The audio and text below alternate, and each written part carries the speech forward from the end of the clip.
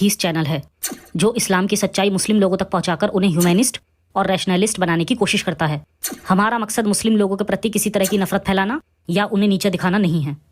मोह माया एक हिंदी भाषा का लफ्ज जिसका मतलब होता है सांसारिक आकर्षण या दुनियावी कशिश। आसान भाषा में कहें तो इस दुनिया में मिलने वाली चीजों के लिए चाहत। ये चाहत दौलत, शोहरत, इज्जत या रुतबा और सेक्स की भी हो सकती है। जब हमें किसी खुदा के भेजे रसूल का तसव्वुर करवाया जाता है तो वो एक ऐसी शख्सियत होनी चाहिए जो दुनियावी चीजों के लगाव और इंसानी फितरतों से दूर हो, क्योंकि खुदा ने ये दुनिया बनाई होती तो उसे और उसके रसूल को इन चीजों की चाहत नहीं होती, बल्कि उसका सारा ध्यान इस बात पर होता कि उसकी बनाई मखलूक को किसी तरह की परेशानी ना हो। उसका सारा ध्यान इंसानियत की भलाई पर होना चाहिए। वहीं हजरत मोहम्मद साहब की लाइफ स्टोरी यानी सीरत पढ़ के ये बात साफ जाहिर होती है कि इनके पास अपनी जिंदगी में सिर्फ दो ही काम थे। पहला, जिहाद करके बेकसूर लोगों को कन्वर्ट या कत्ल करना, और दूसरा, औरतों और लौंडियों के साथ मल्टीपल टाइम सेक्स करना। जी हाँ, सही सुना आपने। इन किताबों के मुताबिक हजरत मोहम्मद एक सेक्स एडिक्ट इंसान थे और ये हर रात बहुत सारी औरतों से शारीरिक संबंध बनाते थे। हालांकि इसका एक और पहलू है जो वीडियो के लास्ट में आपको पता चलेगा और उस पर एक वीडियो और आएगी। और जहाँ तक बात कन्वर्ट और जिहाद की है तो आप मेरी प्रीवियस वीडियो बनु कुरैजा सीरीज का आखिरी एपिसोड देख सकते हैं। ये वीडियो एज रेस्ट्रिक्टेड होने की वजह से हो सकता है अब तक ना पहुंची हो, इसलिए इसका लिंक आपको डिस्क्रिप्शन में भी मिल जाएगा। खैर, जिस टॉपिक पर आज मैं बात करने वाला हूँ वो फिर से एक ऐसा टॉपिक है जो आम पीसफुल मुसलमानों के लिए भले ही शॉकिंग हो, मगर दुनिया का हर इस्लामिक स्कॉलर इस रियलिटी से वाकिफ है। हालांकि गामिदी जैसे मॉडर्न स्कॉलर के मॉडर्न मुस्लिम फॉलोअर्स समझते हैं कि बाकी स्कॉलर जाहिल हैं और इस्लाम को ठीक से नहीं समझ पाए, इसलिए अपनी इन बातों को प्रूव करने के लिए मैं बहुत सारे ऑथेंटिक एविडेंस भी देने वाला हूँ और साथ ही साथ आज के ज़माने के स्कॉलर्स के बयान के साथ साथ एंशिएंट स्कॉलर्स की तफसीर भी पेश करूँगा, जिससे मोहम्मद साहब की दुनियावी ज़िंदगी की असल तस्वीर पेश होगी।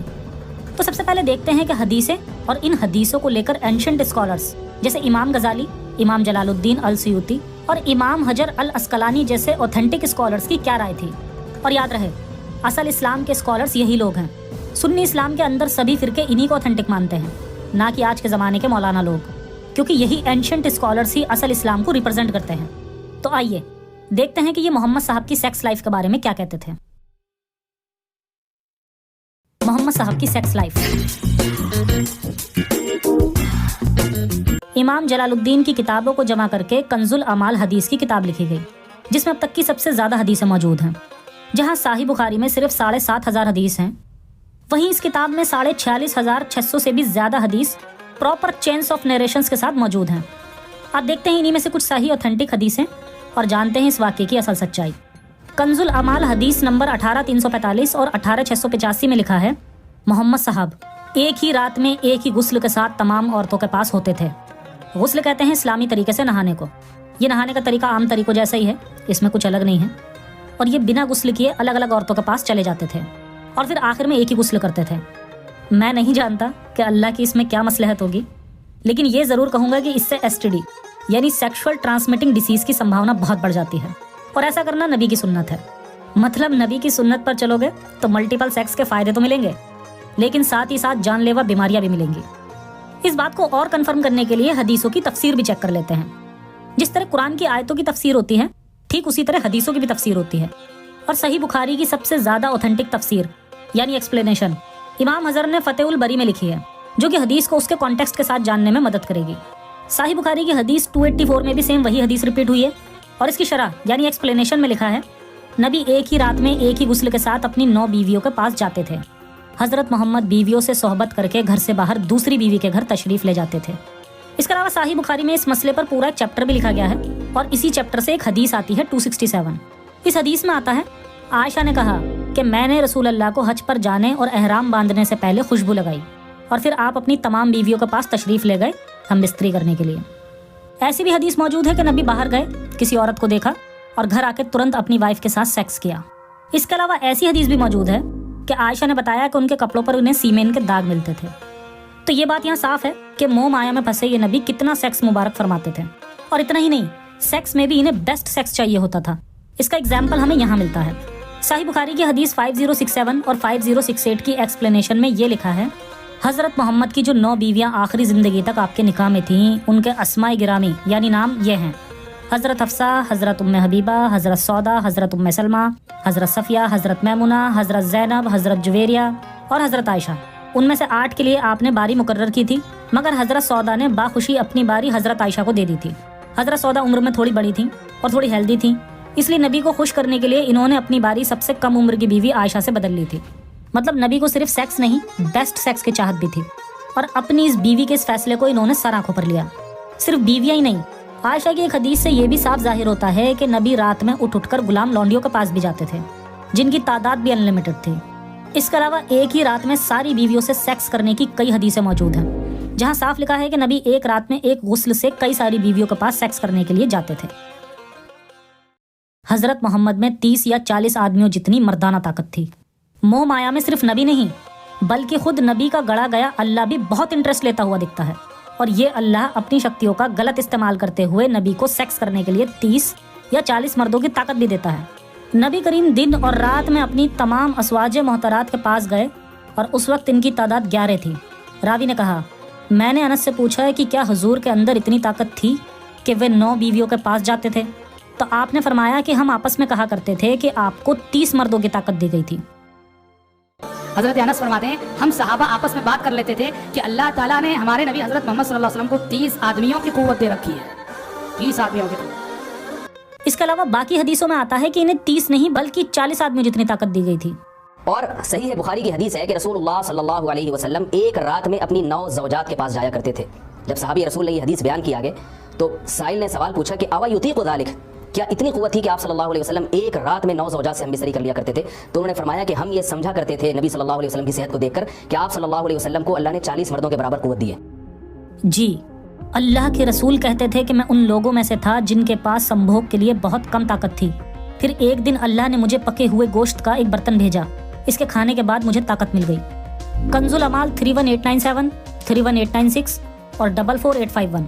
محمد صاحب نے خود کہا کہ میرے پاس جبرائیل فرشتہ ایک ہنڈیا لے کر آیا اور میں نے اس میں سے ایک لقمہ کھایا تو پھر مجھے سیکس میں 40 مردوں کی طاقت حاصل ہو گئی۔ کنز العمال 18686۔ حضرت محمد نے کہا کہ مجھے کیفیت عطا کی گئی ہے۔ لوگوں نے پوچھا یہ کیا ہے، تو پھر فرمایا مباشرت میں 30 آدمیوں کی طاقت۔ انس بن ملک کہتے ہیں کہ آپ کو 9 بیویاں تھیں اور آپ ایک ہی رات میں سب بیویوں کے پاس چلے جاتے تھے۔ مجھے شوق اس بات کا ہے کہ اللہ نے نبی کو وہ طاقت دی جو طاقت دنیا میں اور بھی کئی لوگوں کے پاس ہے۔ اگر طاقت دینی تھی تو 40 لڑاکوں کے برابر بھی دے سکتا تھا، اور اگر ایسا ہو جاتا تو کم سے کم جنگ احد میں نبی کو اپنے دانت مبارک نہ توڑوانے پڑتے۔ خیر، نبی کی اس سیکس پاور پر ان حضرات کا بیان بھی دیکھ لیتے ہیں۔ كان يقول لقتادة إن كان النبي لا يطوف عن الجامع بس اللفظ الرقيق الجميل الإسلامي اللي النبي علمه لنا نحن نتكلم بألفاظ يعني كده فيها شيء من الرقة والحياء. قال إن كان النبي لا يطوف على أزواجه 9 في ساعة من ليل أو نهار. ساعة يعني وقت، مش لازم 60 دقيقة يعني. جی، یہ وہ ٹھرک ہے جو 1400 سال بعد آج بھی لوگوں میں زندہ ہے، اور جس کا نتیجہ ہے یہ حدیث۔ یوٹیوب میں ایسی سینکڑوں ویڈیوز ہیں جس میں انہی حدیثوں کے ذریعے سے مردانہ طاقت بڑھانے کے نسخے دیے جا رہے ہیں، اور جس میں ملینز میں ویوز ہیں۔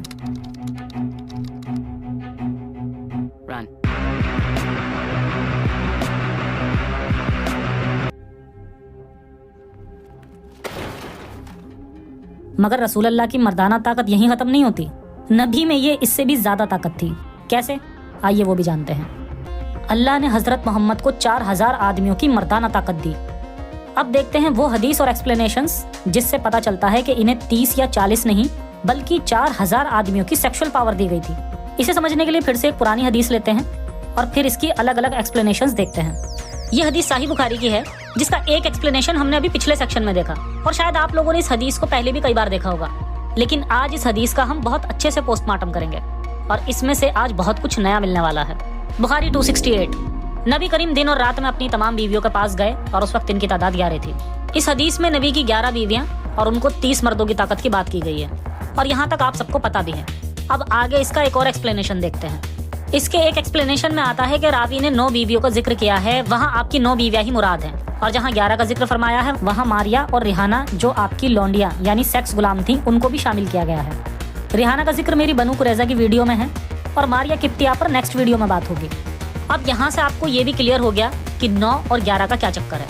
ویسے جب میں نے اس کے اور ایکسپلینیشنز دیکھے تو مجھے اور بھی کچھ نیا ملا، اور وہ یہ کہ نبی کی اس سے بھی زیادہ بیویاں تھیں۔ جی ہاں، اسی حدیث کی اگر یہ ایکسپلینیشن دیکھیں تو یہاں بھی وہی سب لکھا ہے، لیکن لاسٹ میں یہ بھی لکھا ہے کہ حضرت انس فرماتے ہیں کہ آپ نے تو 15 عورتوں سے شادیاں کی تھی، یعنی حدیث میں 11 اور حدیث کی ایکسپلینیشن میں 15 کا ذکر آ رہا ہے۔ اور اتنا ہی نہیں، تاریخ کی کتاب میں تو اس سے بھی زیادہ بیویوں کا ذکر ہے۔